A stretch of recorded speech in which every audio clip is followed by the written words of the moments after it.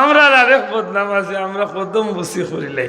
তবে কদম বুসি আমরা করি যে উদ্দেশ্যে, এই উদ্দেশ্যটা সেজদার কোনো উদ্দেশ্য মুঠেও আমরার ভিতরে নাই, বা আমরা মাথা ঝুঁকানির কোনো উদ্দেশ্য আমরা মুঠেও ভিতরে আয় না।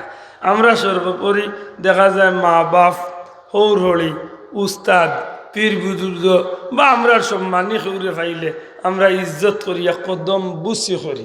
দয়া করি কক্ষটাই শব্দটা কিতা, আল্লাহ আস্তে কক্কা শব্দটা কিতা, কদম বুসি। কদম মানি ফা আর বুসি মানি চুমা। দয়া করে কক্কা বুসি মানি চুমা। আমরা ফাও চুমা দেই, তো ফাও তো আর চুমা দেওয়া যায় না। মাতকা ফাও চুমা সহজে দেওয়া যায় না। হ্যাঁ, একদিন এক সুযোগে, না সরি 2 দিন 2 সুযোগে আমি আমার মার কদম একদিন আমি যা হুতন পাইছি, এক সুযোগে আমি চুমা দিলাইছি। অনিলা তো আর ডেইলি তো আর সুযোগ মিলে না, মাতই না চাব। তান্ডে বিছনাথ পাইছি, আমি নিচে বইয়া আমার মার কদম আমি চুমাই দিলাইছি। আর একদিন সাহ কিবলা দুনিয়াইতো না যাইবারে কিবারে আগ মুহূর্ত সাবর বাসাত এক সুযোগে গিয়া ভাই ওলা এক সুযোগে চুমাই দিল। নিয়ম হইল আপনি আমি টুট লাগাইয়া চুমা দিতাম, কিন্তু দেওয়া সম্ভব নাই। ও আমরা উলামায়ে হযরত হলে খুব সুন্দর একটা সিস্টেম আনছেন। কিতা, আপনার মুরব্বীর কদম পাও ওলা সইলুম, আর সইয়া নিয়ে আমরা টুটো চুমা খাই।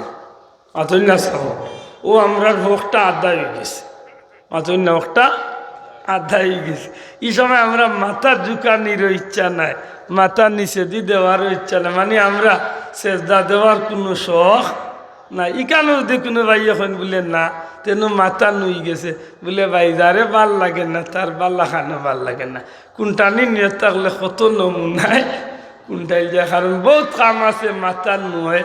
আপনার উদ্দেশ্য নাই বাদি মাথা নুয়াইতা, কিন্তু আপনার কামে আপনি নুয়াইছেন, তাই বলিয়া কিন্তু আপনার গুণ হয়ে যাবেন, মাথকা গুণ হয়ে যাবেন। অন্য যে ভাই এনতে খেত কামার করেন তারা আলি হুরতে সময় এত মনে কর ওলা আলি হুরেন, এত তো হল্লা তোলে দি দিয়া উড়েন। তে উদ্দেশ্য কিন্তু তারা মাথা নুয়াইয়া আলি রেছে দাদে ভাই না আলি হুরা, পানি হিসা, জুতার বেল্ট পিন্দা, এই সময় তো উদ্দেশ্য একটা নাই।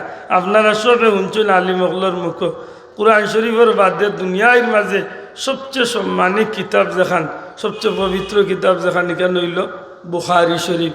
আর বুখারী শরীফের পয়লা কুরআন হাদিস আনছেন নিয়তর উপরে। জুড়ে কই সুবহানাল্লাহ। প্রত্যেকটা কাজ নির্ভর করে কিতার উপরে, মাতকা কিতার উপরে।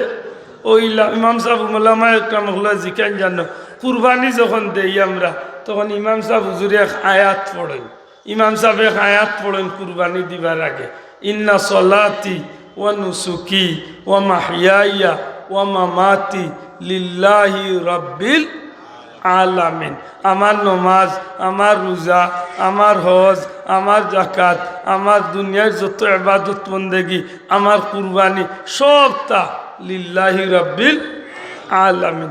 নিয়ত খুব সুন্দর ইমাম সাহেবের, কিন্তু যে হুজুরের কুরবানির জবহররা এর নিয়ত ঠিক আছে, কিন্তু যে জবহরানি লুয়াইরা সাসার নিয়ত কিতা খবর লইসলাইনি, ও কুরবানি হবাই দি তেড়া হয়ে যায়। এর দা নিয়তর উপরে সোয়াব, মাতকা নিয়তর উপরে সোয়াব। আল্লাহ আমরা রে বুঝার তৌফিক দিতা হোক, আমিন।